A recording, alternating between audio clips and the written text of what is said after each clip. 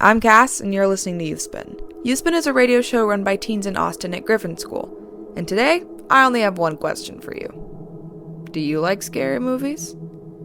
If so, you've come to the right place, because I do too. And if you haven't guessed it yet, this piece is focused on the Scream franchise, the origin of the Woodsboro lore, and my personal favorite of all the final girls, Sidney Prescott. While the series expanded way beyond the first movie and its classic 1996 charm, none of the four sequels could truly match up to the energy brought by the original cast. Then, in 2022, Scream 5 hit theaters. If you have yet to see it, this is your warning. I will be discussing the entire film, recapping the first movie as well. It will be ruined for you, and I do not want to be held responsible for that. Okay? Okay, cool. This is also a content warning for violence. I'll avoid getting super descriptive, partially out of the kindness of my heart, but mostly because this is a school website. If you're still listening, glad to have you. Let's dive into it. Scream 1996. We open, viewing Drew Barrymore as unlucky blonde high school student Casey Becker. She was originally cast as Sydney, but due to conflict she ended up with the opening role. While she had less screen time, she's arguably just as important. She's our first kill. She gets a mysterious phone call, realizes she's not flirting with the wrong number. It's not the correct genre for an audio meet cute. But she's actually in extreme danger, and we watch as she's pulled into a chaotic and very fun fight scene against our first on-screen killer to don the now famous Ghostface mask. She puts up a valid fight, but in the end she is caught by him. She unmasks Ghostface, and while we don't see his face yet, we will be given hints throughout the entire movie, so pay attention. The little details are such a wonderful part of this film, and it's some of the best directing I've ever seen with horror. There's like Korean zombie movies that top it, but in the slasher franchise, it's really, really well done, so thank you, Wes. Anyway, Casey's parents come home, realize what's happened, and we jump into our main storyline. Sidney Prescott, our protagonist, is mourning her mother's untimely death from a year prior. Her father leaves her home alone, and after only a few hours, she's attacked. She fends off her attacker, flees to her bedroom, becoming quickly suspicious of her boyfriend Billy after he climbs through her window only seconds after it starts to quiet down, and he drops a mobile cell phone. He is arrested, but while he's in custody, Sid receives another malevolent phone call and his reputation is cleared. Our protagonist is not only plagued by a murderous shadow, but also by obscenely nosy journalist Gail Weathers.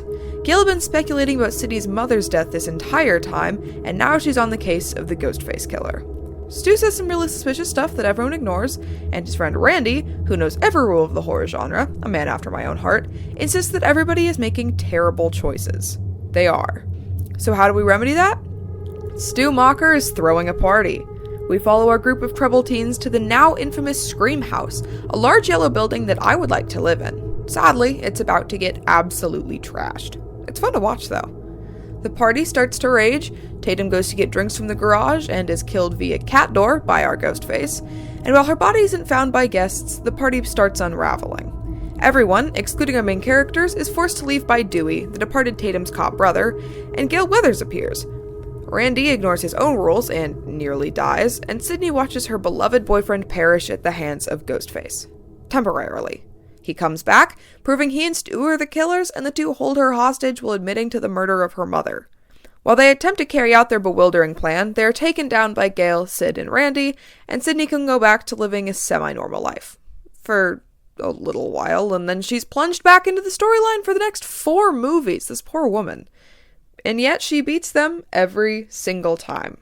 If you care to know about Scream 5, I figure you've already seen Scream 1996. However, many of the new characters are related to people from the earlier franchise or legacy characters, so it's good to have that base knowledge to build on. And the new film has Dillon Minnett. I love Dillon Minnett. He and Jenna Ortega will battle it out, not literally, for the best acting performance in this movie, though his role is pretty minor. I'm not a huge fan of some of the acting in this film, but Jenna is absolutely fabulous. I've adored her in all her work so far, so I was really excited to get to see her here, and she held up. I must mention that in this universe, there is a franchise based on the Scream movies called Stab. It follows Sidney Prescott and friends, played by in-universe actors, but there's at least 8 of the Stab movies by the time we get to the 5th Scream movie. The 8th one is apparently terrible. I know it sounds confusing, but it'll start to make more sense as it goes on. And yes, this is relevant to the plot. Okay, last spoiler warning, I will be saying who the killers and the victims are. Ready? Okay. We open, viewing Jenna Ortega as our unlucky brunette high school student, Tara Carpenter. She, like Casey Becker, is tortured over the phone by the killer with threats to kill her and her best friend Amber. He proves he's serious by filming Amber through her window and cloning her phone number, intercepting Tara's warning messages. While she gets the questions that he asks right, thanks to Google, she forgets to mention Stu Macher when they asked who the original killers are, and that was too much for our new Ghostface. And he hacks her automatic lock interface. This leads to a suspenseful scene where she struggles to relock the doors before he can break in. Meanwhile, Tara is standing in an empty, well-lit downstairs hallway in front of her window like maybe she actually wants to get murdered. Seriously, at least go upstairs.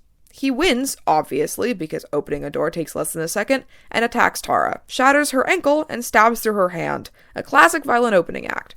However, Tara manages to pull through after he's forced to leave, proving that the cold open girl actually can survive. I like her already. Her sister Samantha, who I don't share the same appreciation for, is called into town following the incident. Sam's sweet but sort of obnoxious boyfriend Richie decides to tag along.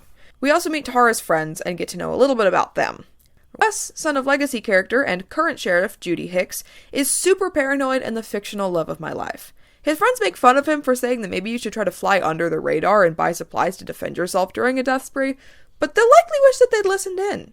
We'll come back to him later, though.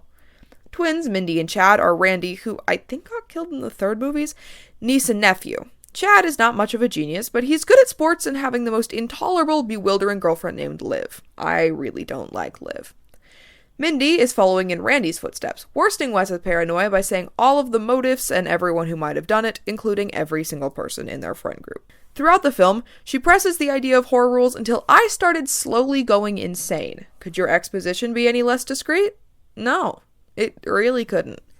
And then finally there is Amber, who was apparently unharmed in the opening scene and is sort of unsettling, but in a mysterious cool girl leather jacket kind of way. Sam and Richie seek the help of first movie cop Dewey, who got let go from his position as sheriff and ended his relationship with Gail Weathers. He kicks them out after making Sam slightly suspicious of Richie. I already was. He's off-putting. He's too nice. Nobody wants to go to Woodsboro. But after refusing to help them, Dewey starts to feel sort of bad and makes the call to Sydney Prescott, who has settled for a quieter home life but is still the coolest woman ever, and he alerts her that it's happening again. He does note, however, that something feels different this time. He also texts Gail, letting us know that they've since split. He does still watch her on TV, though. We're introduced to the fact that Sam is experiencing hallucinations and is taking antipsychotics to lessen them. What is she hallucinating, you ask? Oh, the one and only Billy Loomis, and if you're wondering why, we find out through her explanation to an injured Tara that she is the daughter of the teenage serial killer. Tara is understandably freaked out and mad that Sam had never told her, and so she kicks her out of the hospital room. Scream doesn't dwell on the supernatural, but if it did, this hospital would absolutely be haunted. Sam gets attacked, which admittedly I thought was a hallucination. Tara gets attacked multiple times. A front desk guy gets killed. There's never staff around on Tara's floor, and we're not there yet, but this hospital is the worst. I will admit that I can't remember the exact progression of events because I can't rewatch the film while writing and I have a terrible memory, so to make up for it, and to give myself some leniency, I'm just going to recap all the kills on their own, hopefully in some semblance of order, starting after the attacks on Tara and Sam at the home and the hospital respectively, because, I know that's what everyone's here for. Ghostface's first kill of the film was this man at a bar that the teens had snuck into. I think he was supposed to have some sort of history with Liv, but I really didn't understand that portion of the film. I don't know why it happened, but it did, and it was fast and random. It did start off the murder spree, and for that I am grateful. But you can always tell something bad's about to happen when we start closely tracking a character, and this situation with Sheriff Judy Hicks was no different. She wields a knife at her son, stopping herself in time so that she doesn't kill him, but then she goes to pick up food and Wes stays home alone. This supplies us with plenty of jump scare setups that turn into nothing, a common horror tactic. Or they don't turn into anything until Ghostface calls Judy. She rushes home, calling all of the backup that she possibly can, but instead of waiting, she blindly runs up the porch stairs to save her son and gets gutted in the process. I know it might seem unrealistic, but that is how the horror characters do. Wes wanders around, noticing the front door is slightly open, and despite me begging him not to do it, he goes over, and much to my dismay, instead of opening the door, he shuts it. I am deeply hurt by this. When he turns around, he finds himself face to face with our killer, and after putting up a fight that was somehow both impressive and mildly pathetic, he's taken down by Ghostface's blade. My mother was disgusted and was considering never speaking to me again. I was grief-stricken. I loved Wes, and I have a lot of problems with how this scene played out. Back at the hospital, Tara is completely alone after Judy called all of the cops to back her up at home, and clearly that could not have gone worse. Tara wheels herself into the hall, knife hand and all, after hearing something suspicious, and finds a really dead security guard. It turns out that Richie is also there, but he proves to be as pointless as I expected after he gets instantly knocked out when the situation gets out of control. Tara gives it her all, and despite a Sidney Prescott level fight, she is overtaken by Ghostface. I really have to give her credit though, her effort was valid even with her snapped ankle and useless hand. And useless Richie. Ghostface is on the phone with Sam using a voice changer, forcing her to choose between Tara's life and Richie's. Sam refuses, and right before Ghostface kills Tara, Sam comes up in the elevator with Dewey and they take down Ghostface. Finally! Right? They escape to the elevator. Yay! But right before they get out, Dewey goes back to take down the killer once and for all. No! Terrible idea! Why are you like this? He fails his task absolutely miserably and is taken out with one of the most, oh dear heavens, what am I watching kills in Scream history. This movie did not shy away from viewer discomfort. And as my mother repeatedly said, poor Dewey. This leads us into the final phase of the movie. I'm sure you're getting tired of me by now, so I'll keep this short. Sam is done with Woodsboro and wants to leave town. Sydney and Gail are there and try to stop her, promising it will never be over until she truly ends it. Sydney ended it 4 times and it kept coming back, so maybe that's not even true. Sam refuses and gets in the car, but the asthmatic Tara suddenly can't find her inhaler. Where does she keep her spare one? At Amber's house. What is Amber doing? Throwing a keg party in Wes's honor. Where does Amber live? You guessed it, in Stu Macher's old, beautiful house. Richie clears out the partygoers, but sometime before this, Chad followed his really annoying girlfriend into the dark after she got offended he would not go off alone with her, reasoning that she could technically be the killer. Maybe Chad is smarter than I thought after all. But no, he isn't, because he gets stabbed so many times while being tracked through an app on his phone. He could have thrown it in the bushes, he chose not to, he was trying to turn his phone off, it didn't work, and frankly it stressed me out a little. The level of aggression from the killer means that the killer is either super buff, clinically unhinged, or has a specific motive against him, because that is not normal. Nobody noticed he was gone though, so the plot continues. The mass of teens is shooed out, leaving only our main cast. Seem familiar? It should. And, just as I suspected, Amber randomly kills Liv, which didn't bother me that much, and now we know one of our killers. Pandemonium ensues, Amber attacks Mindy and leaves her to bleed out, and after a lot of chaos that will have you reminiscing over 1996, Amber and Richie are our established killers. Sydney and Gail mortally wound Amber in the best scene of the film, and even I won't spoil it for you. You'll laugh, you'll cry, you'll be left wondering about the contents of hand sanitizer. Sam delivers a classic Sydney one-liner and seriously obliterates her apparently murderous boyfriend. I didn't love her, but that was impressive to watch. And now Tara, Sam, Gail, and Sydney are left standing. Amber makes a split-second comeback, of course, which is ended very quickly, and we learn that Mindy and Chad somehow survived? Mindy I get, but seriously, is Chad made of steel? Our characters are now set to return home, Woodsboro restored to relative peace once more, and Tara is definitely scarred for life. Oh, and the motive for all of this? Apparently, Amber and Richie hated Stab 8, and after meeting online, they decided to pretty much create real-life murder fanfiction to try to get the series back on track. It makes you hope that Scream 5 gets good reviews. So what did I think? I think it was a generally good movie with some occasionally messy writing and a technically flawed plot, but what is Scream if you don't suspect the killers from your first introduction? The characters, albeit annoying, were sort of likable, and I didn't totally think that they disgraced the legacy characters that they descended from. It got a genuine surprise laugh out of me and a couple of flinches, which I have to give them credit for. Now my issues with the film? Okay, Wes would not have died like that. I don't say this only because I have a love for him, as did the women sitting next to me in the theater, but also because I am very paranoid. He suggests covering your cameras, getting off social media, and he regularly carries a taser. I don't believe he would have gone running in the first place, nor would he have showered home alone, or even stayed home alone, but there is absolutely no way he would investigate something without grabbing a weapon. He was already in the kitchen, and he owns a knife block. Dude, please, you're making us look bad. He also could have ducked when he was charged. Just saying.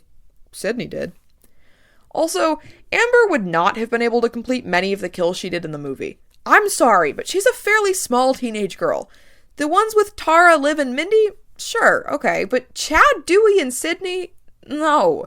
Chad could have benched her. I don't buy it. I think there was a third killer, which I know doesn't make sense, but I firmly believe it. I mean, how did you pull off the hoax on Tara in the start?